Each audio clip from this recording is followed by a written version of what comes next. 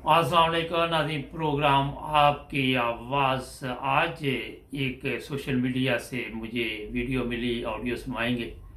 कौन से मुल्क के जो हैं वो बर्बाद हो चुके हैं और क्यों बर्बाद हुए, उसकी वजह क्या थी। आज मैं ये भी आपको बताऊंगा कि बांग्लादेश हमारे से क्यों लहदा हुआ और क्या आज बंगाली हमसे अच्छी ज़िंदगी गुजार रहे हैं या फिर वो भी आटे की लाइनों में लगे हुए हैं। सस्ता आटा, मुफ्त आटा, फ्री आटा और मौत का ये भयानक सिलसिला चल रहा है पाकिस्तान में।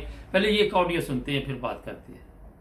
जिस जिस देश में मिलिट्री देश चलाना चाहते हैं वो बर्बाद है। उसमें नंबर 1 पे है Pakistan, Myanmar, Burma, Sudan, Ethiopia, Uganda, ये सब बर्बाद है। और जिन देशों में इसी तरह पहले मिलिट्री देश चलाना चाहती थी लेकिन फिर उनको एहसास हुआ कि नहीं साहब, देश बर्बाद हो रहे हैं और वो पीछे हट गए, उनमें से नंबर 1 पे चाइना, तुर्की, स्पेन, जर्मनी। अब आप देख लीजिए वो कहां पर है। 30-40 सालों में उन्होंने कितनी तरक्की की। ये चीज़ जो आपको मैंने बताई है इंसाफ की ज़बानी, जो सोशल मीडिया से हमने ये जिस तरह बताया, बांग्लादेश में भी इस वक्त आपके इल्म में है कि जमहूरियत है और बंगाली जो हैं वो पाकिस्तान से आगे निकल गए।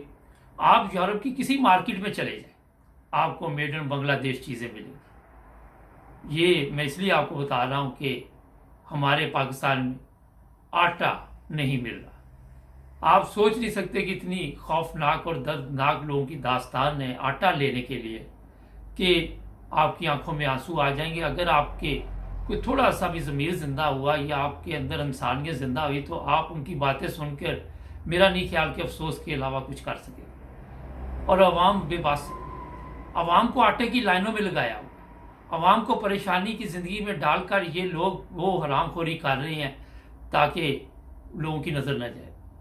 लोगों को इतना इन्होंने परेशान किया हुआ है और ये तरीका वारदात इनका जो है वो आप सबके सामने मैं मुख्तलिफ प्रोग्रामों में इसका जिक्र करता रहता हूँ। आज आप जो बात सुन रहे थे इंसाफ की कि जहाँ जहाँ ये फौजी हुकूमतें रही हैं उन मुल्कों का बेड़ा गर्क हो गया, उनके पल्ले कुछ नहीं रहा। चाइना जब से जमहूरियत आई या जो भी वहाँ पे सिस्टम चल रहा है आपने देखा पूरी दुनिया में तरक्की कर रहा है। जर्मनी की मिसाल आप सबके सामने है। जर्मनी मुकम्मल तबाह हो चुका था मगर आज वहाँ पे हर बंदा चाहता है कि मुझे वहाँ का वीज़ा मिल जाए और मैं वहाँ आके ज़िंदगी गुजारूँ। मेडिकल सिस्टम उन्होंने दिया हुआ है, लोगों को हर वो सहूलत दी हुई है जो बुनियादी तौर पर मेरा ख्याल है कि पाकिस्तान में लोग सोच भी नहीं सकते। बंगाली जो हैं उनके साथ जुल्म किया गया, उनके साथ ऐसा जुल्म बरताया गया जो आजकल मरियम तकरीरों में कहती है कि ये जी खैबर पख्तूनख्वा से कोई दहशतगर्द लेके आए हुए। यही एक तरीका वारदात है इनका जो मुल्क तोड़ने के लिए इस्तेमाल करते हैं। यही एक नफरत है जो आज तक पाकिस्तानी कौम को दी गई। आप सिंधी, बलोची, पंजाबी इसी चक्कर में डाल दिया गया जिसकी वजह से हम एक कौम ना बन सके।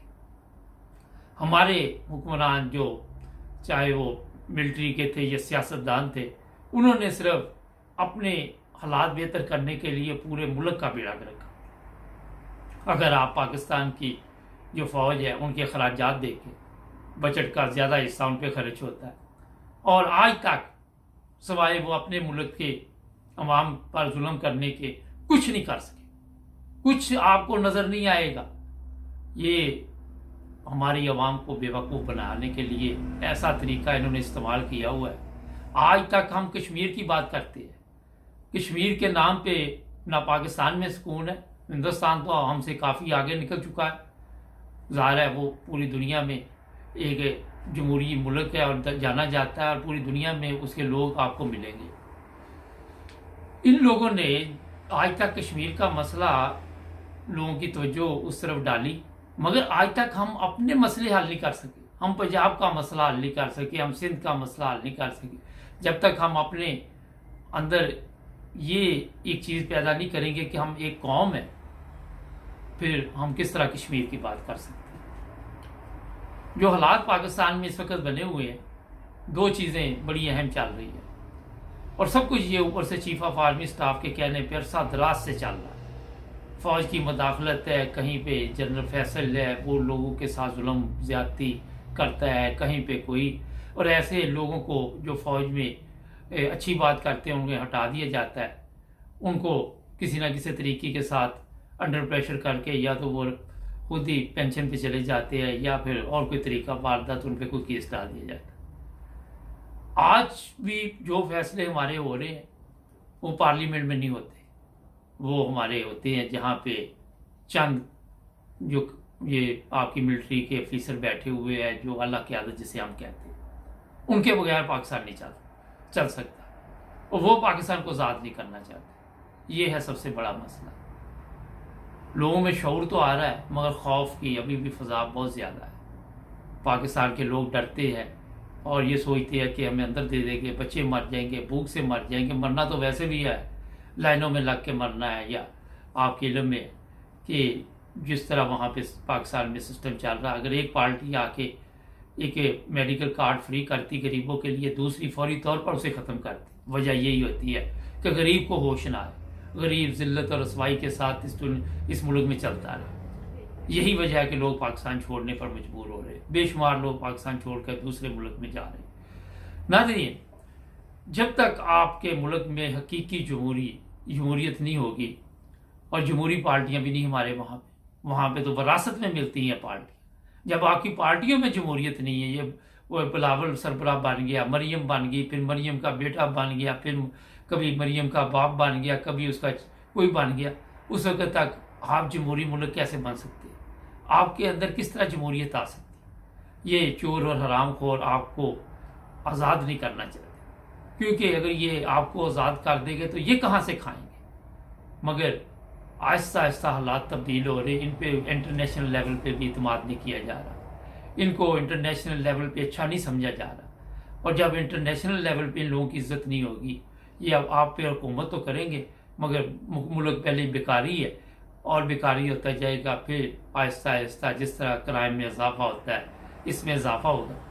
मगर ये आपको सबज़बाग दिखाते रहेंगे, ये आपको बताते रहेंगे कि हम तरक्की की राह पर चल रहे हैं, लेकिन आपको दूर दूर तक पाकिस्तान की तरक्की नज़र नहीं आ रही। अदलिया उसकी तरफ सब लोग देख रहे हैं, अदलिया को डराया धमकाया जा रहा है। जो अब लेटेस्ट खबर आई है कि तराजू वाले जो है उनको मैसेज दिया गया है वोटों वाली सरकार ने कि आपने इसको अक्टूबर तक लेके जाना है, उससे पहले सदर पाकिस्तान भी पेंशन पे चले जाएंगे, और जो चीफ जस्टिस साहब है आपके सुप्रीम कोर्ट के वो भी पेंशन पे जा चुके होंगे। ये एक ऐसी वारदात डालने की कोशिश की जा रही है जो कि इंतखाबात नहीं करवाना चाहते। नाज़रीन, आप आज भी एक गुलाम कौम है जो पाकिस्तान में रहते हैं, इनकी औलादें भी अभी तक गुलाम है। क्या आप आज़ादी का ख्वाब तो देखते हैं मगर आज़ादी के लिए जदोजहद करते?